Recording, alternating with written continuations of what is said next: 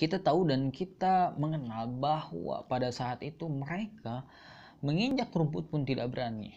Mereka menginjak rumput pun tidak berani. Apakah mungkin mereka sangat berani melakukan penyerangan dan bahkan melakukan tembakan yang berpotensi untuk membunuh seseorang?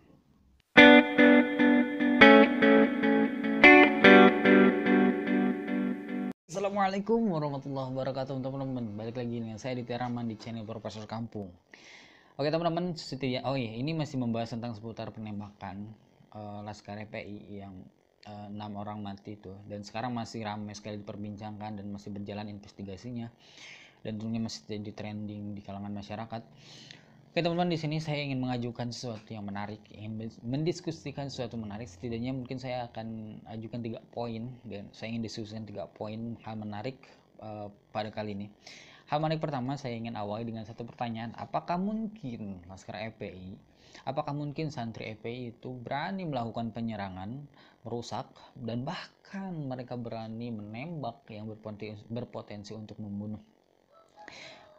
Kenapa ini saya ajukan? Kenapa ini saya pertanyakan? Karena apa? Karena kita ingat bahwa ketika kejadian ketika demo 212, demo 411 ya, yang ribuan atau jutaan orang melakukan demo sana atau keluar menyuarakan aspirasi di sana, kita tahu dan kita mengenal bahwa pada saat itu mereka menginjak rumput pun tidak berani. Mereka menginjak rumput pun tidak berani. Jadi, apakah mungkin mereka sangat berani melakukan penyerangan dan bahkan melakukan tembakan yang berpotensi untuk membunuh seseorang? Jadi itu pertanyaan penawar yang menarik. Apakah mungkin seperti itu berani? Yang kedua ini tentang perihal di Borgol. Teman-teman, aneh tidak kalau misalkan ada dicurigai atau bahkan bukan dicurigai, sudah terbukti melakukan penembakan misalkan ya, bahkan melakukan penyerangan, mempunyai senjata tajam, mempunyai senjata api, tapi ketika ditangkap tidak dilakukan pemborgolan, bahkan pada posisinya duduknya pun tidak ada backing, tidak dijaga. Ini sesuatu yang aneh. Menurut saya, orang awam yang memahami ini ada sesuatu yang aneh. Kan harusnya orang yang berpotensi bahkan membunuh, melakukan penyerang, itu setidaknya dilakukan pemborgolan agar tidak terjadi pemberontakan, kan harusnya seperti itu, tapi ini tidak dilakukan sama sekali. Juga ada yang aneh lagi, yaitu ketika mereka dibawa ke mobil dan mereka akan diangkut ke kantor, ke Polda, hasil konversi mereka melakukan penyerangan, pemberontakan karena ingin merampas senjata api, dan atas nama pembelaan petugas mengeksekusi keempat orang itu sampai meninggal. Nah, ini hal menarik. Itu pertanyaan yang kita bisa ajukan, itu kenapa mereka harus ditembak mati, harus sampai mati. Kedua, kenapa harus di dada dilakukan tembakannya itu, kan bisa di bagian yang lain gitu. Dan ketiganya itu, apakah mungkin tingkat akurasi itu pada jarak yang sangat dekat, yang sempit, semuanya itu hasil otopsi ya, yang saya baca hasil otopsinya itu mereka pas mendapatkan tembakan di dada, di pita. Ini seragam terdapat tembakan di dada. Jadi apakah memang tingkat akurasi pada jarak tertentu bisa memungkinkan itu? Kalau dibilang mungkin ya mungkin, apakah, tapi seberapa persennya kita tidak tahu. Kan ini bukan film ya, ini real dan nyata gitu. Jadi ini yang patut kita pertanyakan.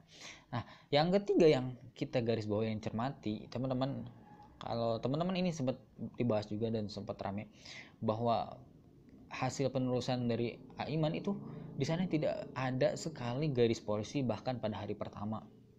Ini hal menarik. Harusnya garis polisi menjadi standar operasional petugas ketika membedah suatu perkara, ketika mengamankan suatu perkara. Yang saya baca, yang saya tahu, dan yang saya cari hasil risetnya itu, di satu karya tulis ilmiah itu, SOP atau garis polisi ini adalah berfungsi untuk menjaga autentifikasi, untuk menjaga kemurnian dari satu TKP agar tidak terjadi manipulasi dan sebagainya. Jadi ini sudah barang tentu harus dilakukan, apalagi pada kasus besar terjadi orang atau terdapat orang yang meninggal atau terdapat penyerangan terhadap petugas. Jadi garis polisi harus dilakukan. Itu kalau misalkan kita sebagai orang awam melihatnya. Tapi kan anehnya kenapa tidak dilakukan garis polisi. Nah, itu yang berapa? 3 ya. Dan dan ini tambahan teman-teman, ini hasil riset saya. Jadi saya coba membandingkan dari situs web berita CNN News Indonesia dan Detik News. Teman-teman kalau misalnya teman cermati di sana, baca saja, itu mereka tidak mengatakan sama sekali ada samurai. Barang bukti yang ditemukan tidak. Yang saya ingat itu ada celurit, ketepel, dan alat kayu gitulah buat mukul. Sama di CNN News kayak gitu, di Detik News kayak gitu. Pertanyaan saya itu, kemana samurai gitu kan? Kemana samurai? Karena apa? Karena kita ingat bahwa samurai ini menjadi barang bukti yang diperlihatkan ketika konferensi pers oleh Bapak Kapolda dan Bapak Pangdam.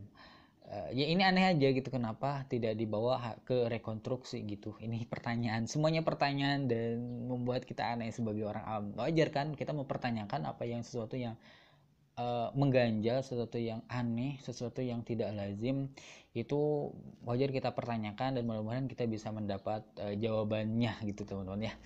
Oke teman-teman, itu adalah hal menarik yang ingin saya sampaikan dan diskusikan kali ini. Mohon maaf apabila ada kesalahan. Jangan lupa untuk mendukung channel ini, dan agar kita lebih interaktif, jangan lupa subscribe, like, comment, share, dan nyalakan notifikasi. Mohon maaf apabila ada kesalahan. Assalamualaikum warahmatullahi wabarakatuh.